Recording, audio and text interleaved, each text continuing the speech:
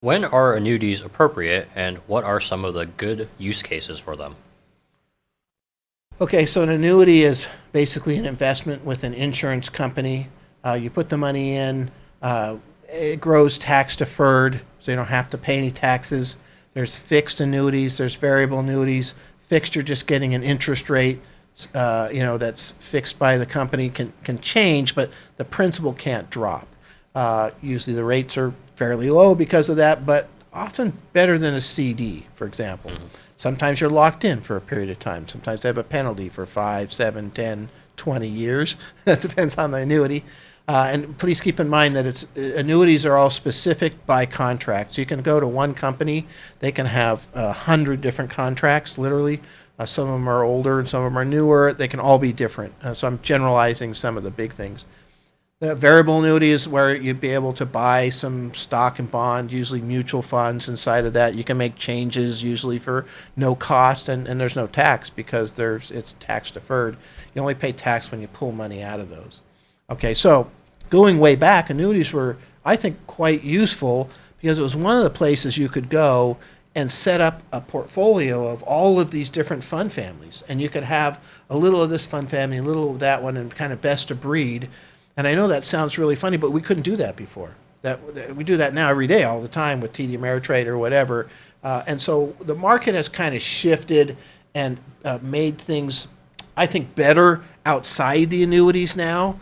And so there aren't as many use cases for an annuity here, in my personal opinion, as there used to be.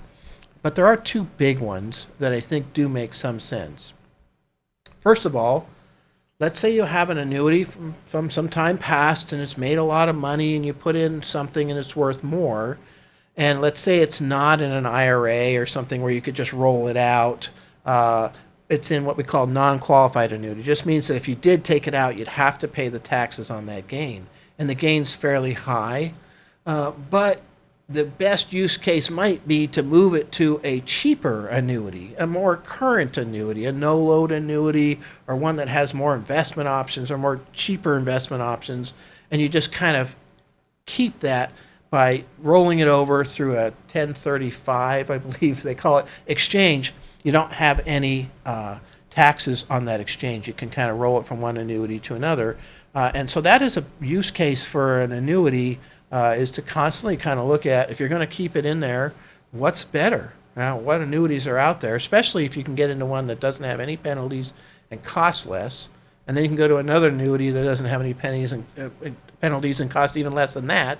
That's what's happening right now. There's kind of a battle down to that level. They're getting more efficient as far as that goes, mainly because they're having to compete with the new portfolios that we can create, right? TD Ameritrade. The other use case scenario that might make some sense to me is just to use it as a pension. So what they call a single premium deferred annuity is where you would take the money and basically you give it to the insurance company and they give you a payment for life, or for you, joint life for you and your spouse, or you can do joint life with 10 years certain. There's all these options that you can pick. But the idea would be that you're generating an income, sort of like a pension, that isn't reliant upon the stock and bond market. It's sort of like Social Security too, right? So you got Social Security. A long time ago, not everybody, but a lot of people had Social Security and pension. And now pensions have kind of dissipated, and there's few of them left. And so you create your own pension. You take some of the money and you put it in the single premium and you get a pension payment. No matter what happens to the stock and bond market, to a large degree, you're you're insulated from that. And at least maybe a portion of the assets going towards this pension payout, you could make an argument for, as far as that goes. So, what do you think, Ethan? Pension, or the idea of annuity is great in the sense that you get a stream of income. One issue is, does that income, do you have a rider that has inflation protection? Because a lot of times if you have just a regular annuity, you get locked into one income. And if that's your sole source of income, and it's not keeping up with inflation, your purchasing power as you get older goes down, which could be an issue. But I think having like a balance, I want some that's not market dependent income. So you have maybe a portion of your portfolio in an annuity that's coming into your account on a monthly basis, and mixed with like another portfolio actually in the market, a brokerage account or your IRA, where you kind of can keep up with inflation and it outperforms that. That'd be a good way, that flexibility of having both. Yeah, I think that's important because a lot of times I see people get carried away one way or another.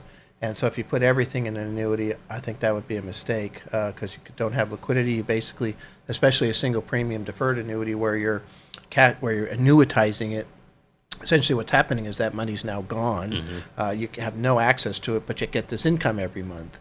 And so that's fine for a portion, but if you did that with everything, that would be probably not what I'd recommend. So I do like it in that sense, right? I mean, because that's one of the problems. If you're living off the stock and bond market solely and you have everything there, it does create issues for, the ups and downs like what we're having right now. And so having some set income coming in, especially if you keep it small enough that it's not really messing up your tax planning capabilities, right? You get a big annuity coming in, all of a sudden you got your, RMDs coming, your required minimum distributions at 72, and you got all this taxable income. So, that's another aspect that you have to look at is kind of the long-term payout of that because it is, partially taxable. Some of that's going to be return of principal.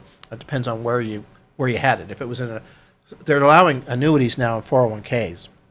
It's new. And basically that I guess they're going to, right? They're working on that. It hasn't got through yet, but we'll let you know. But that's big deal right now is they're trying to push this through. And the idea is to let people have some form of a pension instead of having to live off of stocks and bonds, which can be, a lot more difficult. And it's a lot easier to plan. If I'm planning with an annuity and I know I'm getting $5,000 a month, it's a lot easier to plan out to your future because the nice thing is it's very hard to outlive, or I think with most annuities, you can't outlive the payment cycle based on how the contract's set up. And All right. Go ahead. And so, being able to, that's one of the issues with, as people are getting older and older, is they're living longer. And running out of money is a lot easier when you live long. Okay, so here's a question. How much would you allocate to that area, to a single premium fixed annuity? If on a percentage basis, what percent goes there compared to the other areas? That's hard. I think you could say 15 to 20% would be okay. You'd have that stream of income, and then the other percentage, that would be your safety net. I have this money and Social Security coming in, and that should cover most of my basic needs, and then I have this kind of market-based portfolio to cover the rest. Yeah. And this is one of the ironies of it. I'd probably say 10 to 15%, just because you lost the liquidity of that money, and I believe the stock and bond market wins in the end. Matter of fact, that's where the insurance companies are putting the money. And so here's the issue: in order for that to work, you have to have. I mean, if you have $100,000, putting $10,000 to $15,000 into a single premium annuity, it's just not going to make enough difference. Yeah. You know what I'm saying? So you have to have more money, right? And then when you have more and more money, so really to make a difference, okay, now I have $5 million. I can put $500,000 in there. I know, but if you've got $5 million and you run the numbers, you might be so far insulated from any stock or bonds. And so that's the weird thing about this. It's why I oftentimes don't see this being used, because you need enough money, because it does make sense for a smaller amount, even for the 5 million person. That's not a terrible concept. But it just, that person probably only, I'll make this up, let's say that person really only needs 3 million anyway.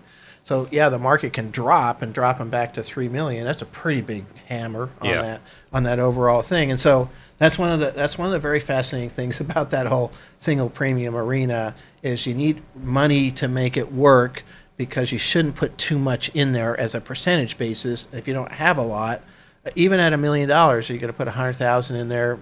It probably makes some difference, but it's not, because if you do 100,000 to an insurance company, you're going to get, I don't know, single premium 6,000 a year, and the markets all fall apart, and you've got your other 900,000 in the market. Is that 6,000 going to save you $500 a month? It helps, but it's not going to save you, right? So that's kind of the weird thing about this. We see this more with pensions, where people do have, and they don't have a choice, and it does save them, but it's a lot of money. Yeah, and what about this? This is a super niche case, but let's say I don't care about my estate. I'm not going to have any money to leave over. Right. and I just want to maximize my spending now. Would there be an idea to use an annuity just to be guarantee your income for the rest of your life and then spend aggressively? Yeah, I suppose so. I still believe, kind of depends on what age you are and what have you, but I still believe that the stock and bond market outperforms that annuity, even on a withdrawal basis. Again, that's where the insurance company is placing the money. But yeah, if you don't have beneficiaries that you care about, because maybe you're doing a 3-4% withdrawal and you could get a 6% single premium annuity because they're going to keep the money. Yeah. And your beneficiary, so they are your beneficiary. Yeah. The insurance company's your beneficiary. But, again, maybe there are still some other things you care about in terms of charities or something that you might want to leave for a legacy purpose. But yeah, I think you could make an argument for a higher percentage in something like that because you're trying to spend it all down and don't care who gets it.